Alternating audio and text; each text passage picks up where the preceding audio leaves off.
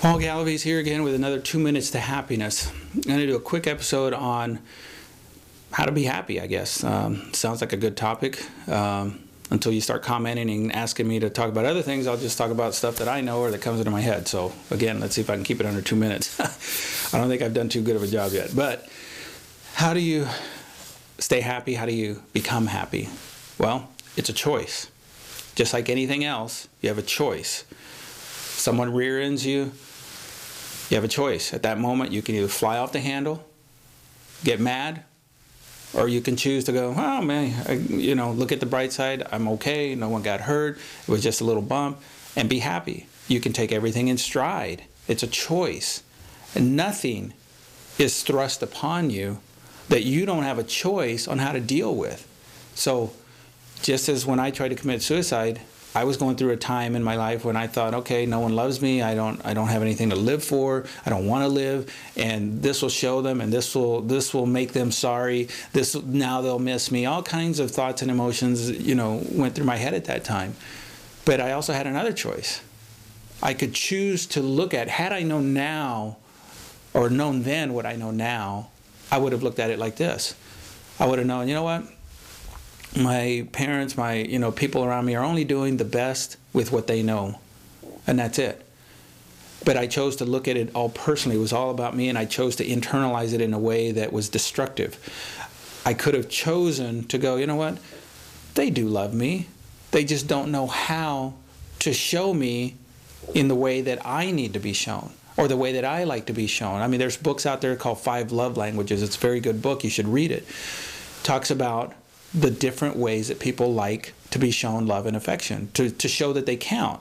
Well, if you're a person that likes to be shown love by hugging, touching, and cuddling, but your spouse or your mom or your dad or whoever never does that, but they always buy you gifts, well, you're never going to feel loved, because you want to feel loved by the closeness, by the tenderness, the touching. The gifts are worthless to you because they don't matter. And then flip that around, and then that person likes to get gifts, but you're always trying to hug them and touch them and do that, and then they don't feel like you love them. Well, guess what? At that point, they have a choice. They have a choice to choose. This person doesn't love me, which isn't true. We know that. What is true is that this person doesn't know how to show me that they love me. I know they love me, but they haven't been shown. Either I haven't told them or they haven't learned. But the bottom line is it's still a choice.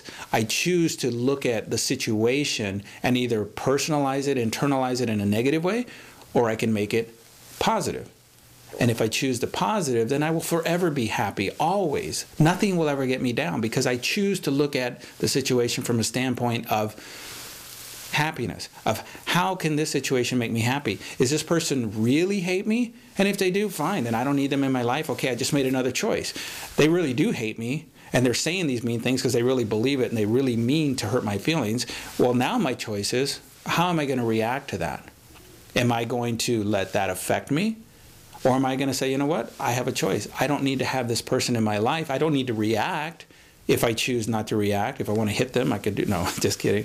But I don't have to react, and therefore I can turn and continue living my life and leave them out of my life, and that's a choice. And guess what? Now I'm still happy. Now I also have to make the choice on a daily basis not to continue thinking about that situation, that hurtful word they said, whatever they may have done towards me. That's another choice. That's what I mean.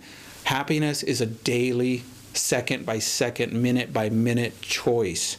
It is not something that you can just all of a sudden not do. I mean, for the most part, you do get to a point where it's just kind of becomes second nature, and you almost program yourself just to not take things personally, and they don't. I mean, I don't react the way I used to about a lot of stuff, and my wife will tell you. I mean, working on cars, I mean, all kinds of things. It's like, fuck, this and that, throwing tools and cussing, stuff like that. But now it's like, it's more like you laugh. So anyway, again, happiness is a choice. Learn to make that choice effectively. Learn to make the right choice every single second of the day, and you will little by little become more and more happy. So again, this is Paul Galavies with 2 minutes to happiness. Thanks for watching, and don't forget to comment and give me something to talk about.